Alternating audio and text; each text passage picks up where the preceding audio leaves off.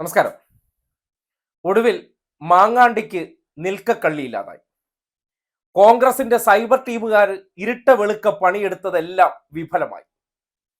തലയിൽ മുണ്ടിട്ടല്ലാതെ കോൺഗ്രസ് നേതാക്കന്മാർക്ക് പുറത്തിറങ്ങാൻ പറ്റാത്ത അവസ്ഥയിൽ എത്തിയപ്പോൾ ആ തീരുമാനത്തിലേക്ക് അവർ അടുക്കുകയാണ്. വിവാദങ്ങൾക്കൊടുവിൽ രാഹുൽ മാങ്കൂട്ടത്തിൽ ഒടുവിൽ രാജിയിലേക്ക് ഇന്ന് വൈകിട്ടോടെ അന്തിമ തീരുമാനം ഉണ്ടാകുമെന്നാണ് കോൺഗ്രസ് നേതാക്കൾ നൽകുന്ന സൂചന. നേതാക്കൾ തമ്മിലുണ്ടായ കൂടിയാലോചനകൾക്ക് ശേഷം KPCC ഔദ്യോഗികമായി തന്നെ രാജി ആവശ്യപ്പെടും.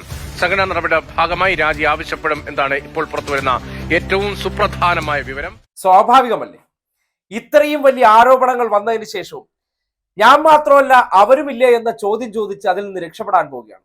കേരളത്തിന്റെ ചരിത്രത്തിൽ ഇതുവരെ ഒരു ജനപ്രതിനിധിക്കും സമാനമായ രീതിയിലുള്ള ആരോപണങ്ങൾ നേരിടേണ്ടി വന്നില്ല.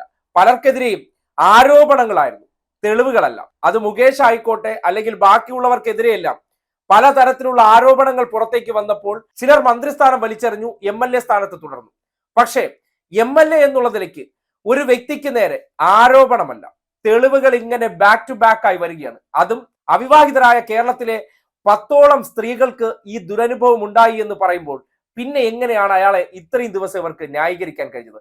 സകല പേരും പിൻവാങ്ങിയിട്ടും ഷാഫി പറമ്പിൽ ഉറച്ച് ഒപ്പം നിന്നതിന് ശേഷം ഞാൻ മാത്രം മതി ചിലരെ സംരക്ഷിക്കാനെന്നുള്ള ഒരു ഹുങ്കിന്റെ അടിസ്ഥാനത്തിലാണ്. കാര്യം ഞാനൊക്കെ എന്ന് പറഞ്ഞാൽ ഈ സമൂഹത്തിനേക്കാൾ വലുതാണ്, ഞങ്ങൾ എന്ന് പറഞ്ഞാൽ റീൽസിലൂടെ ജനങ്ങളുടെ ഇടയിൽ പ്രിയപ്പെട്ടവനാണല്ലോ. റിയൽ ലൈഫിലേക്ക് വരുമ്പോൾ ഈ സമൂഹത്തിലെ ഏറ്റവും വലിയ ദ്രോഹികളാരെന്ന് ചോദിച്ചാൽ, ഈ സമൂഹത്തിലെ ഏറ്റവും വലിയ ക്ഷുദ്രജീവികളാരെന്ന് ചോദിച്ചാൽ ആ റീൽസ് മോന്മാരായിരുന്നു.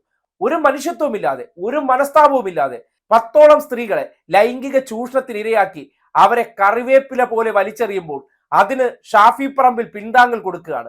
അതിനൊന്നും പരാതിയില്ല എന്ന ന്യായീകരണം പറയുകയാണ്. ഏറ്റവും ഒടുവിൽ 4 മാസം പ്രഗ്നന്റ് ആയ ഒരു പെൺകുട്ടിയുടെ ഓഡിയോ ശബ്ദം പുറത്തേക്ക് വരുമ്പോൾ കേരളത്തിന്റെ മനസാക്ഷിയാണ് അത് നോവിച്ചത്.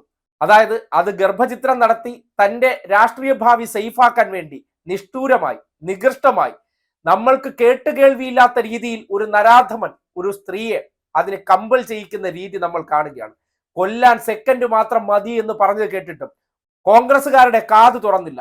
ജനവികാരം ശക്തമായപ്പോൾ ഇനി നിൽക്കക്കള്ളി ഇല്ല എന്നും പലതരത്തിലുള്ള നമ്പർ ഇറക്കിയതിനു ശേഷം അതൊന്നും ഇനി വിലപ്പോവില്ല എന്നറിഞ്ഞപ്പോഴും കോൺഗ്രസിലെ വനിതാ നേതാക്കന്മാർക്ക് അന്തസ്സോടെ രാഷ്ട്രീയ പ്രവർത്തനം നടത്താൻ കഴിയാത്ത അവസ്ഥ വരുമെന്ന് തിരിച്ചറിഞ്ഞപ്പോൾ അവരും പരസ്യമായിട്ട് ആവശ്യപ്പെട്ടു പൊതു രാഷ്ട്രീയ ജീവിതം അവസാനിപ്പിക്കണമെന്ന കാര്യം.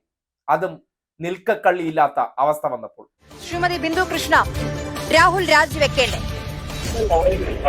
തീർച്ചയായും സ്ത്രീ സുരക്ഷ കരുതലുമുള്ള ഒരു പ്രസ്ഥാനം എന്ന നിലയിൽ പുറത്തു വന്ന കാര്യങ്ങളിൽ സാങ്കേതികത്വത്തിൽ നിന്നുകൊണ്ട് മുന്നോട്ട് പോകാനാകില്ല. ഒരു ജനപ്രതിനിധിയിൽ നിന്ന്, ഒരു പൊതുപ്രവർത്തകരിൽ നിന്ന്, പൊതുവെയും പ്രത്യേകിച്ച് ഒരു ജനപ്രതിനിധിയിൽ നിന്നും ഒരിക്കലും സമൂഹത്തിന് പ്രതീക്ഷിക്കാൻ പറ്റുന്ന കാര്യമല്ല. അതുകൊണ്ട് തന്നെ കോൺഗ്രസ് പാർട്ടിക്ക് നിലപാടുണ്ട്. അതിന്റെ ആദ്യഘട്ടത്തിൽ കേരളത്തിന്റെ രാഷ്ട്രീയ ചരിത്രത്തിൽ നിന്ന് വരെ ഒരു പ്രസ്ഥാനവും ചെയ്യാത്ത രീതിയിൽ ആദ്യഘട്ടത്തിൽ തന്നെ ഒരു നടപടിയെടുത്തു, നിലപാടെടുത്തു. അതുപോലെ തന്നെ കൂടുതൽ ചർച്ചകൾക്കൊടുവിൽ പാർട്ടി തീരുമാനം സ്ത്രീപക്ഷ നിലപാട് എടുത്തുകൊണ്ട് തന്നെ പ്രഖ്യാപിക്കും എന്ന വിശ്വാസമാണുള്ളത്. രാജിവെക്കണം, ഒരു നിമിഷം മുമ്പ് തന്നെ രാജിവെക്കണം എന്നുള്ളത് തന്നെയാണ് എൻ്റെ അഭിപ്രായം. നമ്മൾ മറ്റ് പ്രസ്ഥാനങ്ങൾ എന്താണെന്നുള്ളതല്ല, ഇന്ത്യൻ നാഷണൽ കോൺഗ്രസ് എന്നും സ്ത്രീകളെ ചേർത്ത് പിടിച്ചിട്ടേ ഉള്ളൂ. അതുകൊണ്ട് തന്നെ ഇന്നലെ തന്നെ അങ്ങനെ ഒരു തീരുമാനം ഉണ്ടാവുമെന്നാണ് ഞാൻ വിചാരിച്ചിരുന്നത്. പ്രത്യേകിച്ച് പത്രസമ്മേളനം നടത്താൻ പോകുന്നു, സീറ്റ് ഇടുകയും അത് മാറ്റുകയൊക്കെ ചെയ്ത് കഴിഞ്ഞപ്പോൾ ഞാൻ അത് എന്താണെന്ന് തന്നെ അത്ഭുതമായിട്ട് തോന്നി. എനിക്ക് തീർച്ചയായിട്ടും രാജിവെക്കണം. അല്ല, ഇത് രാഹുൽ മുഖ്യധാര രാഷ്ട്രീയത്തിൽ നിന്ന് മാറി നിൽക്കുന്നതാണ് ഉചിതം എന്നുള്ള എന്റെ അഭിപ്രായം ഞാനിവിടെ പങ്കുവെക്കുകയാണ്. നേരത്തെ ആകാമായിരുന്നു, ഇത്രയും വഷളാക്കണ്ടായിരുന്നു. അതായത് പൊതിഞ്ഞു പിടിക്കാൻ പറ്റുന്നിടത്തോളം പൊതിഞ്ഞു പിടിച്ചു, പക്ഷേ കയ്യിൽ നിൽക്കാത്ത അവസ്ഥ വന്നു. പല നേതാക്കന്മാരും പ്രതിക്കൂട്ടിലേക്ക് പോകുന്നു, പല നേതാക്കന്മാർക്കെതിരെ ആരോപണങ്ങൾ വരുന്നു, ദേശീയ മാധ്യമങ്ങൾ വരെ റിപ്പോർട്ട് ചെയ്യപ്പെട്ടു. ആ രീതിയിൽ ഒരു പീഡന വീരന്റെ കഥ ലോകത്താകമാനം ചർച്ച ചെയ്യുമ്പോൾ കോൺഗ്രസ് എന്ന രാഷ്ട്രീയ പാർട്ടിയുടെ അഭിമാനത്തിന് മേലാണ് അയാൾ കടയ്ക്കൽ കത്തിവെച്ചത്. ആ വ്യക്തിക്ക് ഇനി എങ്ങനെയാണ് തുടരാൻ കഴിയുക? അയാളെ എങ്ങനെയാണ് ഇനി ന്യായീകരിക്കാൻ കഴിയുക? ഇനി ന്യായീകരിക്കുന്നവർക്ക് കൂടി തങ്ങളുടെ സ്ഥാനങ്ങൾ നഷ്ടപ്പെടും, തങ്ങളുടെ ഇമേജുകൾ നഷ്ടപ്പെടുമെന്ന അവസ്ഥ എത്തിയപ്പോൾ എല്ലാവരും കോൺഗ്രസിന്റെ തനി സ്വരൂപം അങ്ങ് കൈക്കൊണ്ടു. ഇനി ആരും സംരക്ഷിക്കാനില്ല. MLA സ്ഥാനം രാജിവെച്ച് പൊതുജീവിതം അവസാനിപ്പിച്ച് സ്വന്തം കാര്യം നോക്കി പൊയ്ക്കോ, ഇനി ഈ രാഷ്ട്രീയ പാർട്ടിയിൽ ഇടമില്ല എന്നുള്ളതാണ് പരസ്യമായിട്ടുള്ള പ്രഖ്യാപനം. അല്ലെങ്കിൽ ഉടുപ്പും തച്ചിട്ട് വരുന്ന നിയമസഭാ തെരഞ്ഞെടുപ്പിൽ പല മന്ത്രി കസേരകളും സ്വപ്നം കണ്ടിരിക്കുന്നവർക്ക് ആ സ്വപ്നങ്ങളെല്ലാം പുലരുവോളം വെള്ളം കോരിയതിനു ശേഷം ഇട്ടുടയ്ക്കുന്ന അവസ്ഥയിലേക്ക് എത്തുമെന്ന് തിരിച്ചറിഞ്ഞപ്പോൾ എല്ലാവരും ഒരു സൈഡിലേക്ക് മാറി. രാഹുൽ ഒറ്റപ്പെട്ടു. അങ്ങനെ പാർട്ടിക്കകത്ത് ഞെട്ടറ്റ ആ മാങ്ങാണ്ടി താഴേക്ക് പതിക്കാൻ പോവുകയാണ്. കാലം അനിവാര്യമാക്കിയുള്ള വീഴ്ചയാണ്. ഈ നാട്ടിലെ ഏത് നീതിബോധമില്ലാത്ത വ്യക്തിക്കും ഒരു പാഠമായിരിക്കണം രാഹുൽ മാങ്കൂട്ടം എന്ന ആ നീതികേട്.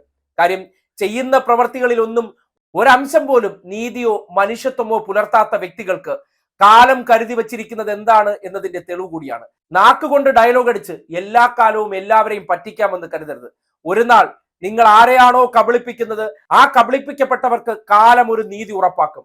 അതാണ് രാഹുൽ മാങ്കൂട്ടം എന്ന വ്യക്തിയിലൂടെ നിങ്ങളുടെ മുന്നിൽ ഉദാഹരണമായി തെളിഞ്ഞു നിൽക്കുന്നത്.